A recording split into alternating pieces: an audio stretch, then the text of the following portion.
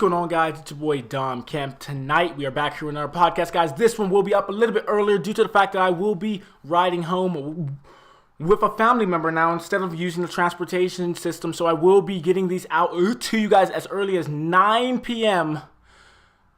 Midwest time, in a way. Mountain time, my apologies. 9 p.m. Mountain time, that is my goal. Right now it's already 9:37, so I'm running a little bit late on it, but that is okay because this is the time I normally get home off the bus. So rather this, already took my shower, already freshened up and things of that sort. So let's jump straight into it, guys. We have some NBA news for you all today. Why did I sound British there? We have some NBA news for you all tonight. And guys, there's a lot of top headlines in the NBA right now, guys. Yes, there's NFL and there's NCAA, but it's starting to slow off a little bit, guys. And now we're going to be talking about some NBA news due to the fact that the NBA season is getting up there, guys. Quick little update, guys. The LA Lakers, who are 9-15 now, have beaten the Philadelphia 76ers 107-104. And Philadelphia is now 13-11. LA is 9-15. So pretty interesting right there that the Philadelphia 76ers are doing better than the Lakers. But here we go, guys. The first on the top headlines, guys, is the Nets acquire center Okafor and trade with 76ers. So Jahlil Okafor is going to Brooklyn. That's interesting. Guys, I wish he would have went to the Lakers, but it's unfortunate, guys. He's going to Brooklyn.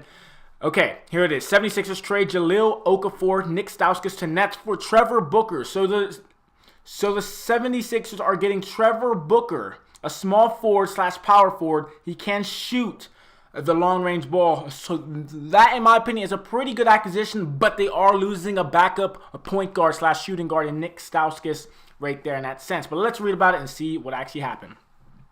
Jahlil Okafor got his wish on Thursday when the Philadelphia 76ers finally traded the beleaguered number 3 overall pick of the 2015 draft to the Brooklyn Nets in exchange for forward Trevor Booker. The deal ends the stalemate that had kept Okafor on the bench for all but 2 games this season. Once a prized piece of the process, Okafor rapidly fell out of favor with the rise of star center Joel Embiid. And I quote, "Love you, new beginnings." Embiid said he texted Okafor, and I quote, "Good luck," and I made sure to let him know I was going to kick his behind. Wow. So Joel Embiid showing no mercy on Jahlil Okafor. Team president Brian Colangelo said he reached a deal with a team he declined to name to trade Okafor last season until it fell apart at the last minute. That led to an awkward situation where Okafor didn't even travel with the team during the trade deadline. Okafor led the Sixers in scoring as a rookie with Embiid out with injuries. Okafor played 55 games last season and never really meshed with the franchise center. Okafor started piling up DNP CDs, and those stretched into this season where the Sixers will chase a playoff berth without him. He can go play basketball again, Coach Brett Brown said.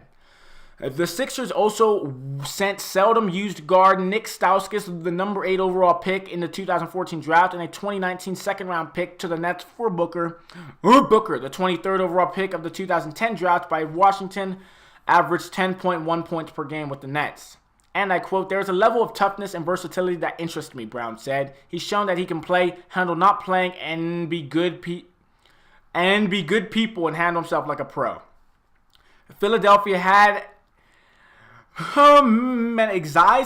excised Okafor from its rotation after declining its team option on him for next season, and Okafor's representatives asked for a trade or a buyout. Okafor made the first team All-NBA rookie team, but that disappeared into the distance as he not only dropped behind Embiid on the depth chart, but this year was demoted behind Richaun Holmes and Amir Johnson. The Sixers are undergoing a franchise renaissance, armed with young superstars Embiid and Ben Simmons.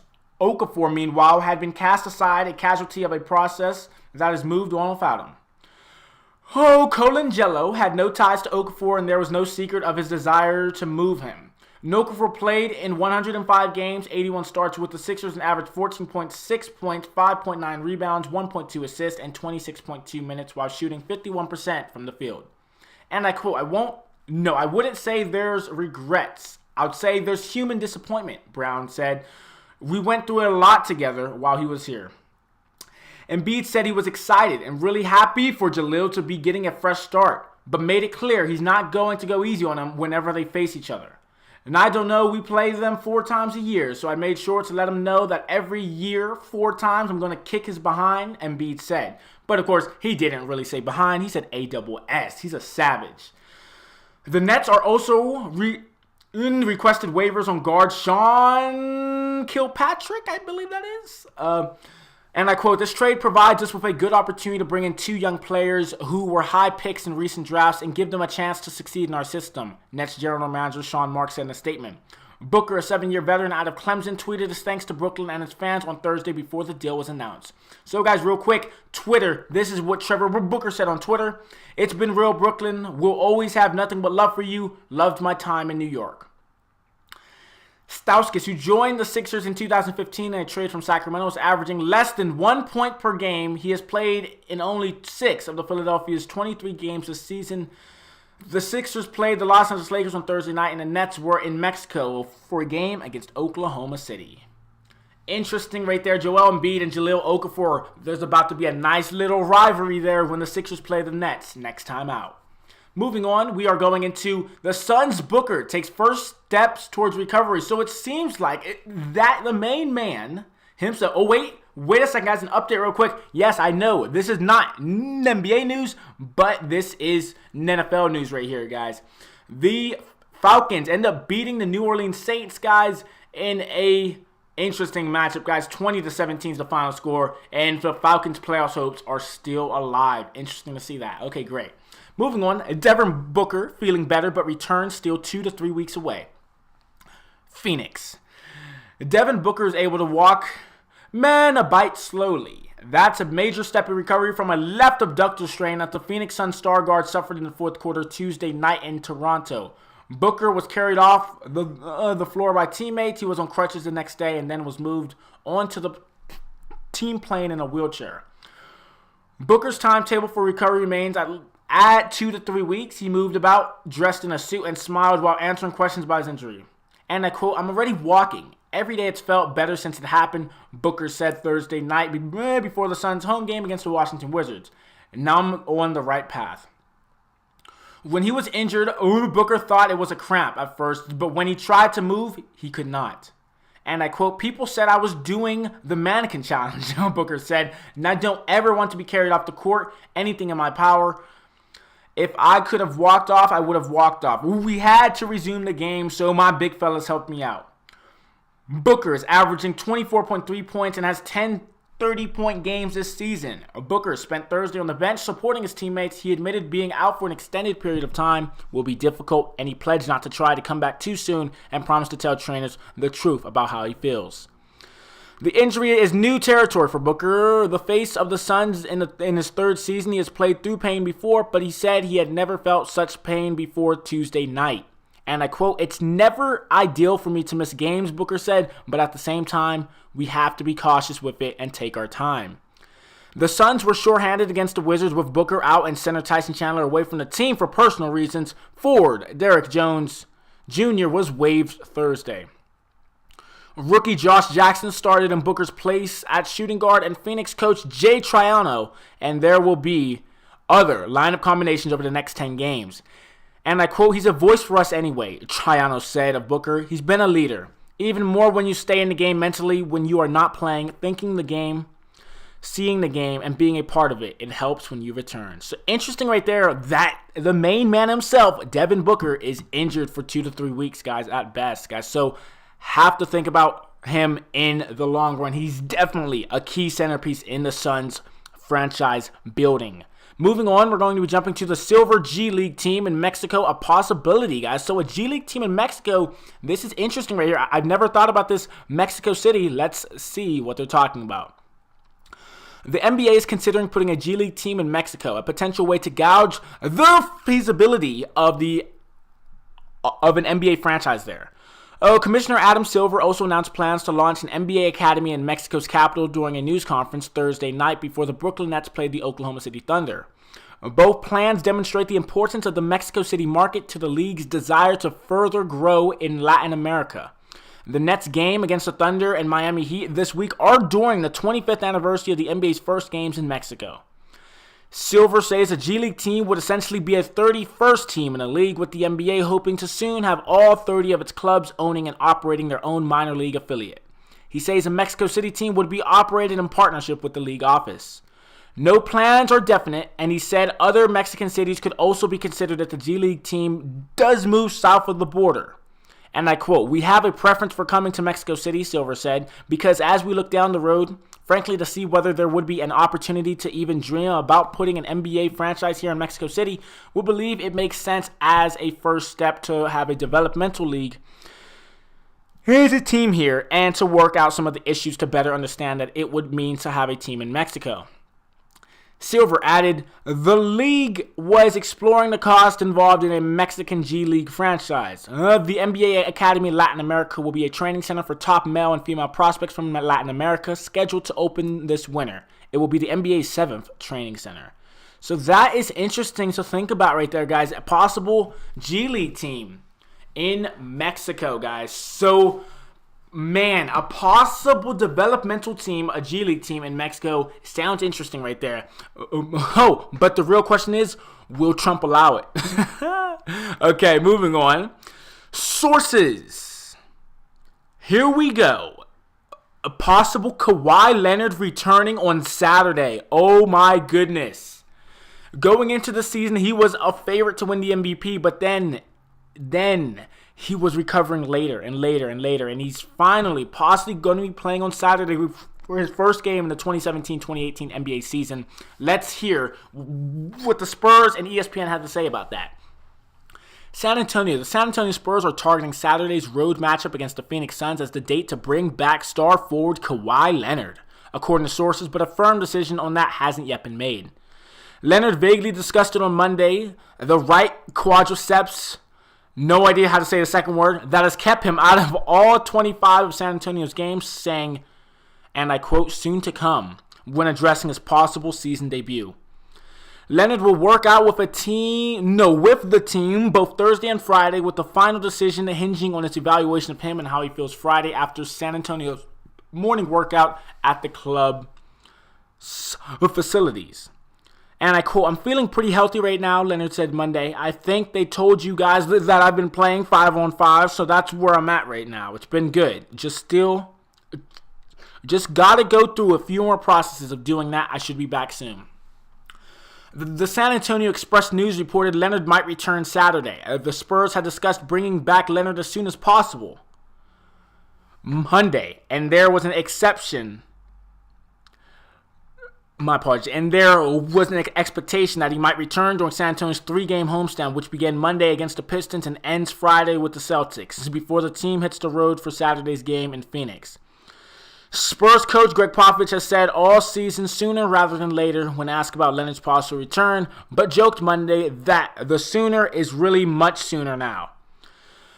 A 2-time NBA All-Star and 2-time NBA Defensive Player of the Year, Leonard averaged career highs in points 25.5 and assists 3.5 last season, while also averaging 1.8 steals. Leonard hasn't suited up to play for San Antonio since Game 1 of the Western Conference Finals, a series he couldn't continue due to a sprained ankle. As part of the recovery from quadriceps, Leonard has worked through a rehabilitation process comprised of several steps such as individual work, 2-on-2 and 3-on-3 drills before receiving clearance to practice with the team. Leonard had been working out with Tony Parker as he recovered from a ruptured quadriceps tendon, as well as former Spurs players Matt Bonner and Tim Duncan. Popovich said that Leonard practiced with the team prior to its December 1st win at Memphis and took part Wednesday in shoot-around in advance of San Antonio's 117-105 win over the Miami Heat. And I quote, "I just took it day to day, week to week." Leonard said of his recovery, "I was just focused on my injury, just me not being able to play the game. It was a little frustrating, but my team is doing great job right now of holding their own. A lot of people stepped up in the process, and it's going to be great for us in the long run." So, guys, possible Kawhi Leonard returning Saturday evening, Saturday night. It should be interesting to see if he does return. But other than that, guys, we are moving on down the list. Lavar's sons, LiAngelo and LaMelo, signed with agent. So, those of you who haven't heard about it, Lavar Ball, he took his sons out of school. He took first LaMelo out of school because he didn't like the coaching.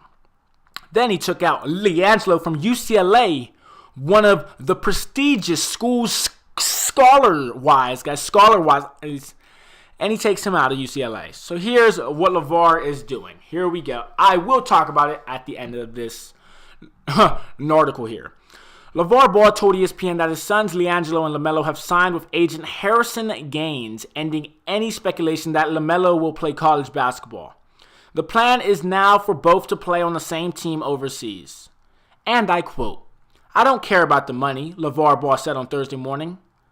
"I want them to go somewhere where they will play them together on the court at the same time. The priority is for the boys to play on the same team." Ball said earlier this week what the plan was still for LaMelo, who withdrew from Chino Hills, California high school early in his junior season to play at UCLA in 2 years. However, the elder Ball told ESPN that won't be the case. He is not going to play college basketball, Ball said. And Gaines also represents the oldest of the Ball brothers, Los Angeles Lakers rookie Lonzo Ball. Lavar Ball said Gaines has been dealing with various overseas clubs about LiAngelo and LaMelo. Sources told ESPN that several teams in Europe and Asia have expressed interest. "I don't know the deals and who is offering what," Ball said. "I'm letting Harrison handle all that, but I know there are a few teams interested. I just need to get them playing again." And Ball said he will likely spend time wherever his 2 youngest sons wind up playing, and he also intends to have their uncles go over and help. And I quote, "There will be 3 people with them all the time," and Ball said. "I'll go back and forth and probably stay out there for a while at first." And Ball pulled LiAngelo from UCLA earlier in the week and told ESPN that he was frustrated that the school hadn't made a final determination on the length of his son's suspension following an arrest for shoplifting while in China last month. Lonzo Ball said after the Lakers shoot-around in Philadelphia on Thursday that his brother signing with his agent was a good decision, and the family discussed the matter beforehand. And I quote, "If they are over there, I wish them the best," he said. "And if they do go, it will be a family decision." So clearly Lonzo Ball is blinded, but also clearly Lavar Ball is expecting way too much of his sons. Because, yes, I have full faith in LaMelo, but I don't have full faith in LiAngelo. He might be a problem down the road, but I don't know. Moving on, guys. Lakers Brewer recalls fire en route to airport. Oh, my goodness. Here we go. So Corey Brewer describes LA wildfires while driving to the airport to catch Lakers plane. Here we go. Philadelphia, Corey Brewer got a phone call at 5:30 Wednesday morning, hours before he was supposed to leave his Tarzana, California home to catch the Los Angeles Lakers team flight to Philadelphia. His Uber driver called multiple times until Brewer finally picked up, telling Brewer that they had to go then if he was going to make his flight. What with Los Angeles Skirball fire fast approaching the 405 freeway. As Brewer sat in the back of his ride down the 405, the Lakers forward, like so many other horrified Los Angeles commuters that morning, couldn't believe the sight he saw. The usual canyon scenery on the 405 was replaced by fires smoldering down one side of the canyon like red lava flowing out of a volcano. "It was crazy," Brewer said. "Flames and stuff. So we ended up going another way. It's crazy right now. All you can do is pray for the people in LA, pray for the people in the mountains all over there. It was bad." They said it's getting even worse. They said the wind is getting crazy right now. I think the wind is going to really make it bad. And I quote, "I'm lucky," Brewer continued. "Right now, his home is okay. And now I go in my backyard and see all the smoke, smells ash. Went through a hurricane this year. Now I'm going through fires. This is the second natural disaster Brewer has experienced in just under 5 months." Brewer, who was traded in February from the Rockets to the Lakers, spent the offseason in Houston and was there during Hurricane Harvey in August. Brewer said he was incredibly fortunate that the water only got all the way up to the front of my house and then went back down. His house avoided damage. Brewer, who played in his 301st consecutive game on Thursday against the 76ers, the longest active streak in the NBA, said if it hadn't been for his Uber driver, someone that he has befriended and employed often in Los Angeles, he would have missed the team flight. Brewer said the driver Sam had already left to pick Brewer up at the house he rents in Tarzana, a neighborhood in the San Fernando Valley region, when he called and woke him up.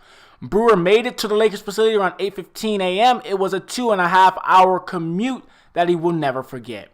And I quote, "Man, it would have been bad," Brewer said, "if he had driven himself. I would have left at like 7:15, and I wouldn't have made it for sure. We were on our way, and my mother-in-law texted me saying they are going to close the 405, and you are going to have to find a different way. I don't know a different way. I only go by ways.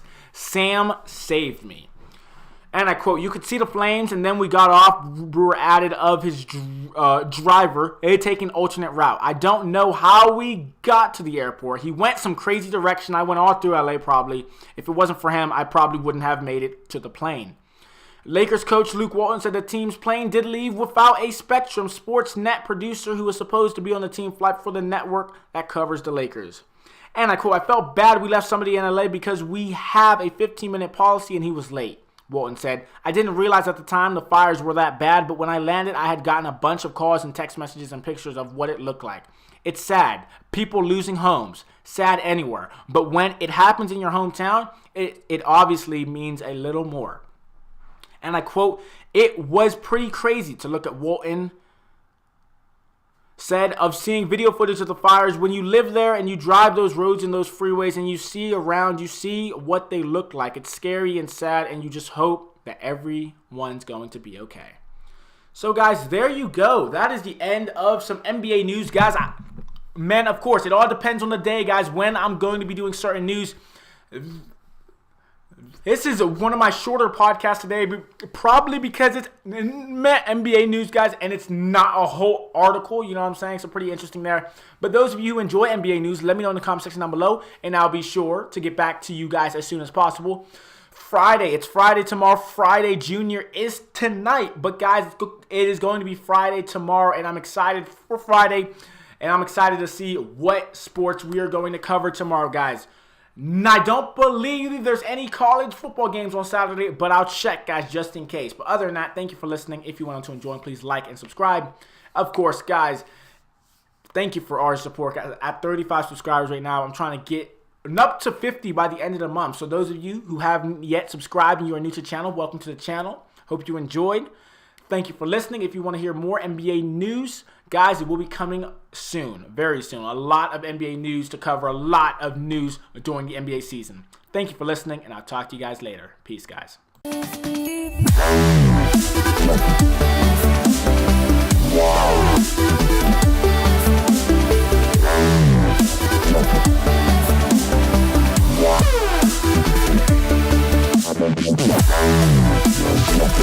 Wow.